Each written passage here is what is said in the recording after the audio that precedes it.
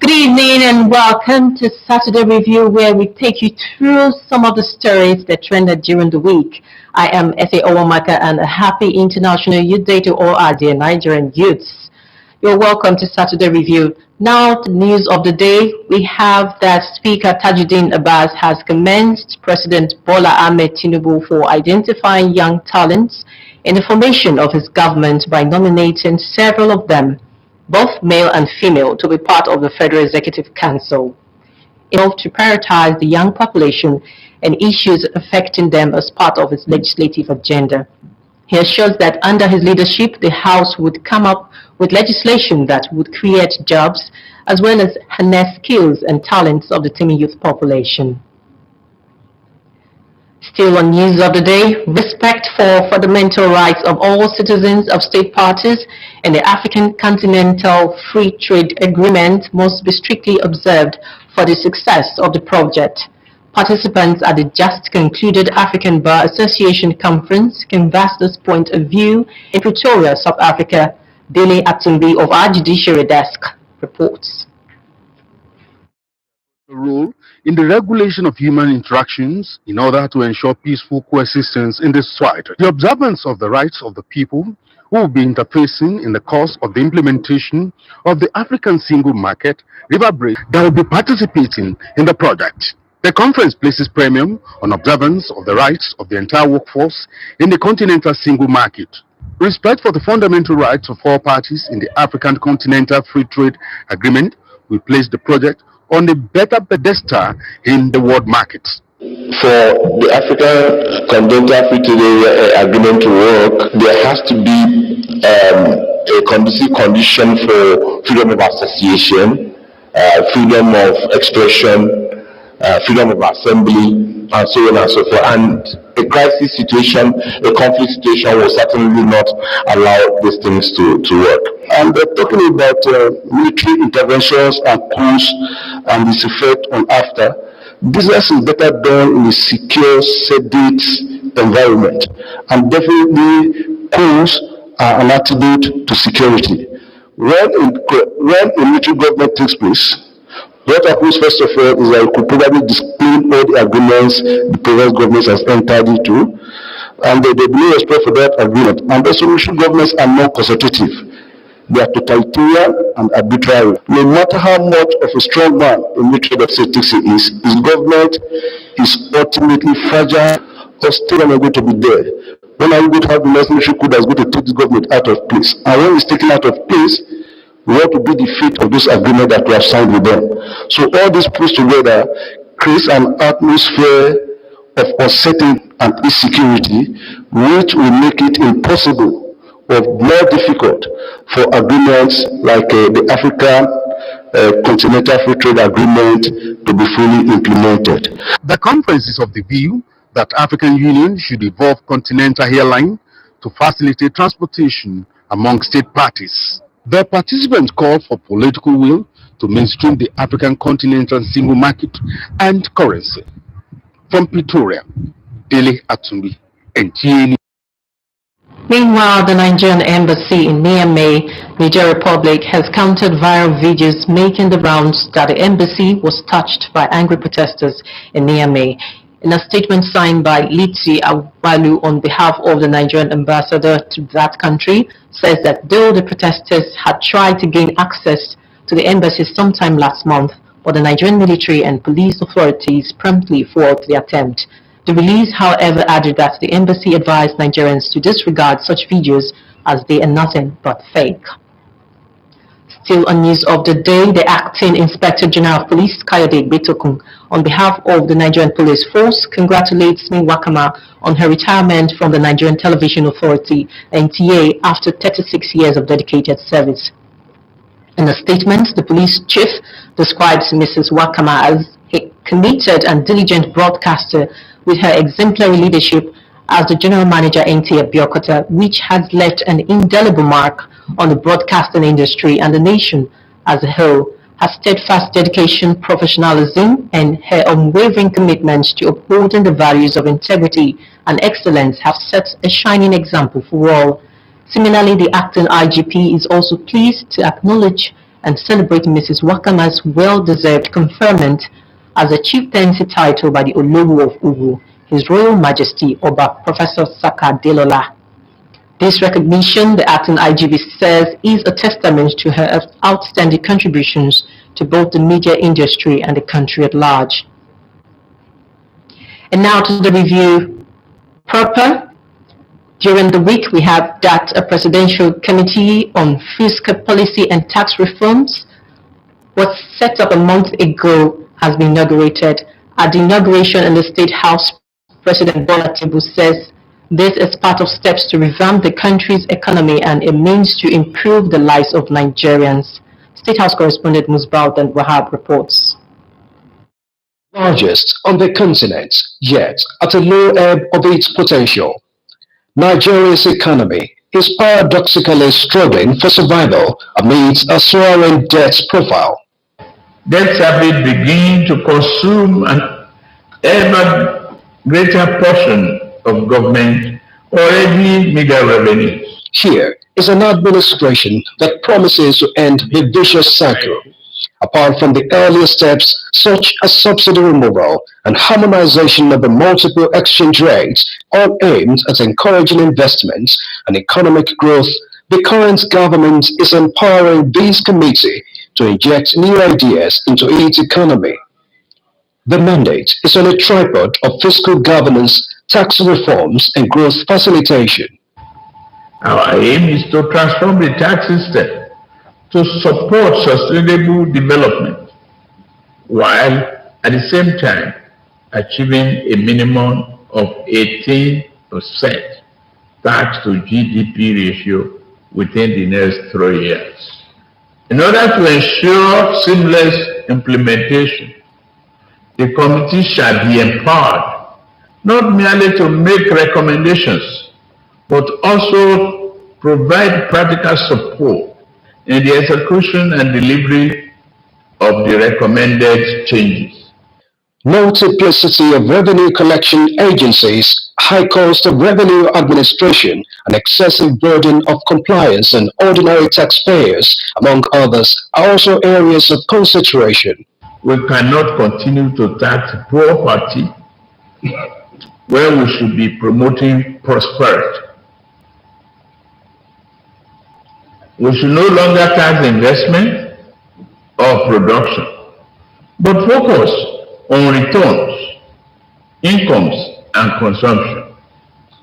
This government will tax the fruit, but not the seeds.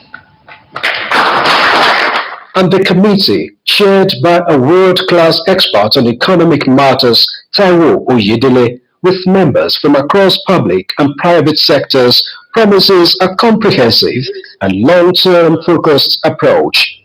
The burden of tax falls heavily on those who comply, while those who evade often get away with little or no consequences. Committee has 1 full year to carry out this assignment that promises to reshape the revenue generation profile of the country, but with a clear mandate not to increase the tax burden on Nigerians.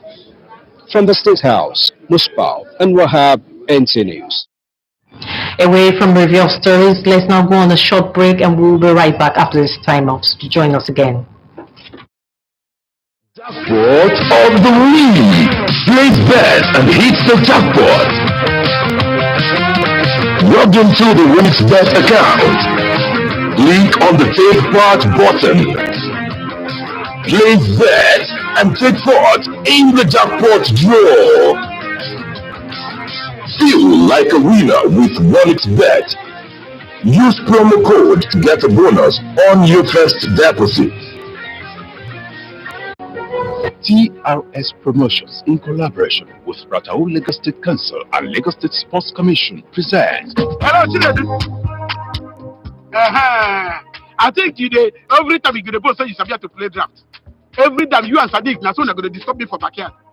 You don't reach now. The first Lagos State International Draft Competition game don't start. The first prize is 3 million naira. The second prize 2 million naira, and the third prize is 1 million naira. No sharps too much. Making up no here. You better run now. Go take your own ticket now. Go buy your own now. Now just 3,000 naira. To purchase your ticket, go to www.windraftgame.com or directly from all local government areas in Lagos State, Aria Ticket, and many other ticket agencies. TRS, join the fun. Lucky Spring from 1xBet. Take part in promotion with cool prizes. Bet on any sports events. Get tickets. Have a chance to win cool prizes. The more you bet, the greater your chances. Use promo code to get a welcome bonus right now. You're welcome back. Moving on, green skills such as knowledge, abilities, values, and attitudes need to be developed in the youth so as to build a sustainable and resource-efficient society. This is the view of experts as Nigeria joins the rest of the world to mark this year's International Day of the Youth. Our correspondent reports.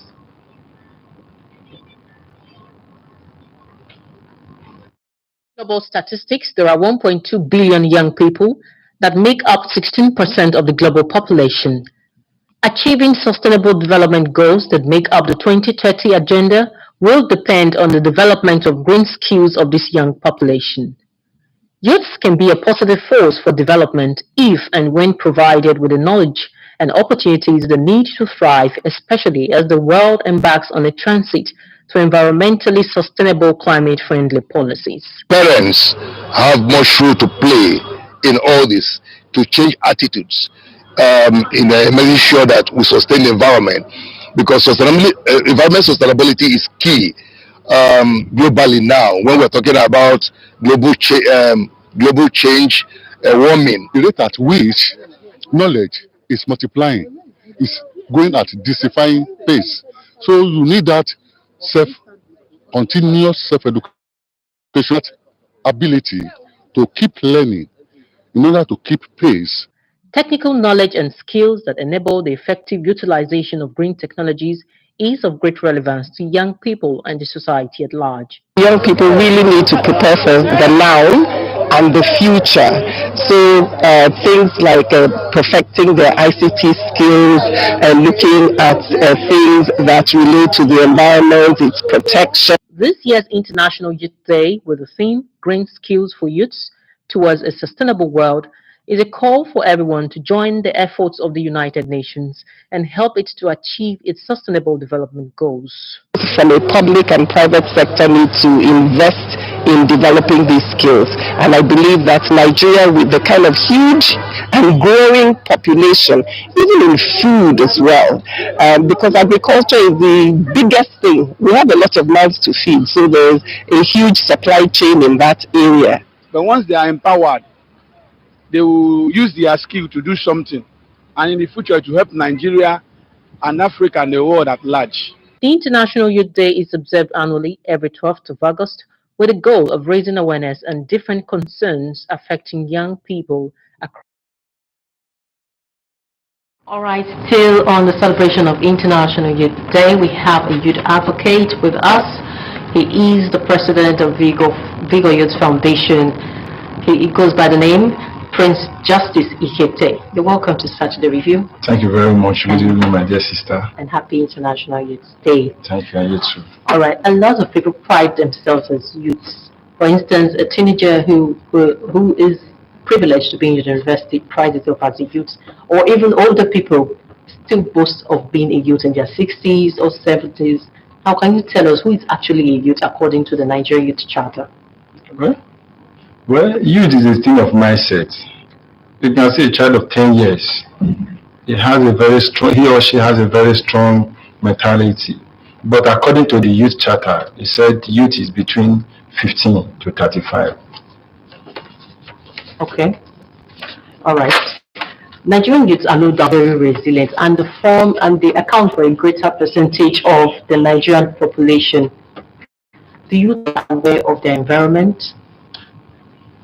Well, our awareness is very, very low in Nigeria. We have a very poor governance, including this, to sensitize Nigeria that Nigeria, we are very much intelligent. If you go out there, especially some developed nation, you see that we have Nigeria, even the best hospital out there. The medical doctors there, they are from Nigeria. But come back home, our education sector, the quality is very, very low and it's very poor. So, to talk about Nigeria, awareness, my sister, is very low. All right, so what can be done about that? Well, this thing can be achieved through sensitization, by creating awareness. If we can create awareness, it will go a long way for our youths. Okay. All right, the theme for this year's International Youth Day is Green Skills for the Youths towards a sustainable world. How do you think this can be achieved? Okay, thank you. Through education, let me go back to Nigeria education. Okay. Nigeria education, if you can look at Nigeria education, we deal with more theory. When you talk about practical, we don't really have much to talk about. Even the equipment, the facility we have in our schools, they are very poor. In creating awareness, we need to work on our educational sector. Then secondly, we need to organize seminar, a program for the youth to encourage the young people. Let's organize a training program. It will help to create more awareness. All right, so you talk about educational sector being poor and all of that. Where does the government and stakeholders come in? Okay, they can come in, just like what I said, our leader can come in our education. But they can come in our education, just like what I said, that most of the equipment we have there is updated equipment. Now, they need to create more awareness. They need to sensitize our youth on the importance of education. Because we youths, we are the future of the nation. Okay. The youth of today, they are the leaders of tomorrow. And I guess investment as well.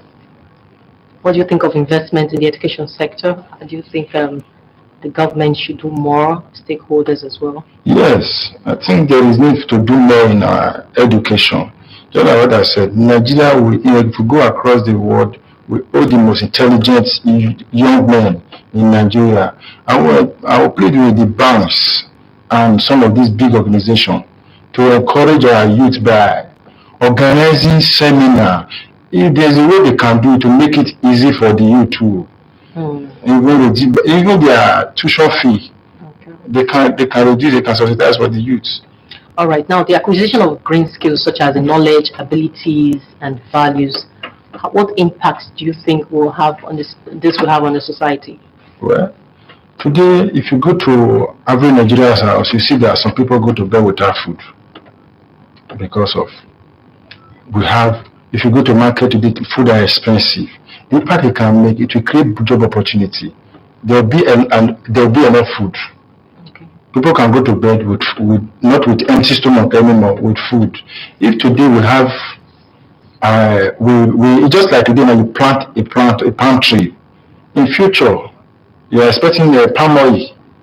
So if today we plant today, tomorrow we will not be suffering what we are going through today. All right, now the strength of the Nigerian youth can either make or mar the society. What are your words of advice to them as they commemorate the International Youth Day? Great Nigeria youth. I so much believe in Nigeria youth. There's a say in our normal Islam, Nigeria not the carry last. Nigeria youth, you have the energy, you are strong. Everything is not about government. Let's create job for ourselves. In your environment, I was traveling from Niger State to Abuja. From Abuja to Niger State. We have acres of land. Even in your backyard, you can decide to have personally, I'm a farmer.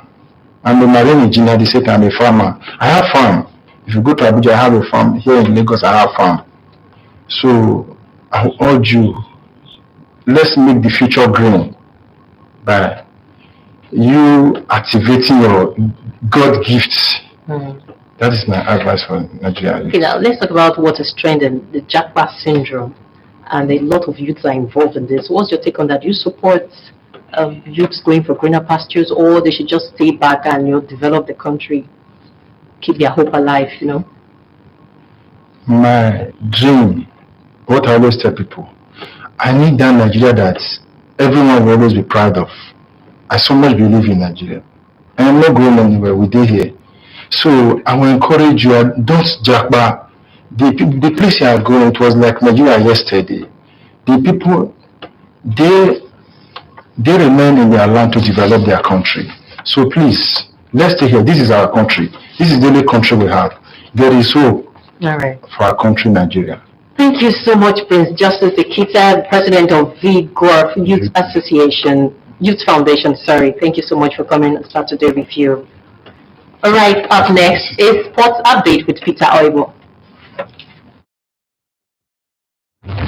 A one-day athletics trials has been held by Unique Stars Athletics Club, Abuja, on Friday at the Moshood Abiola National Stadium, with new talents of athletes discovered in the male and female categories of 100 meters, 200 meters, 400 meters, 800 meters, 4x100 meters relay for boys and girls, and 4x100 meters mixed relay race, with the objective of catching them young this summer. All of these kids here now, they are still in the grassroots level, still in secondary school, and nobody's going to come out tomorrow and then bring the whole idea of behind them sports age. They are all using their natural ages, and they are doing well. In the 200 meters, I came third, which I did excellently well. My stride length, I loved how it was and everything. In another development, the Goswe Akpabio International Stadium in Uyo, Akwa Ibom State, has been certified by the Confederation of African Football, CAF, as the stadium to host the international qualifier matches for the coming Nations Cup and World Cup. From now till January 2025, Akwa Ibom State will be hosting not less than 6 international matches involving the Super Eagles. I want to assure you that we will give you all the support that we can muster.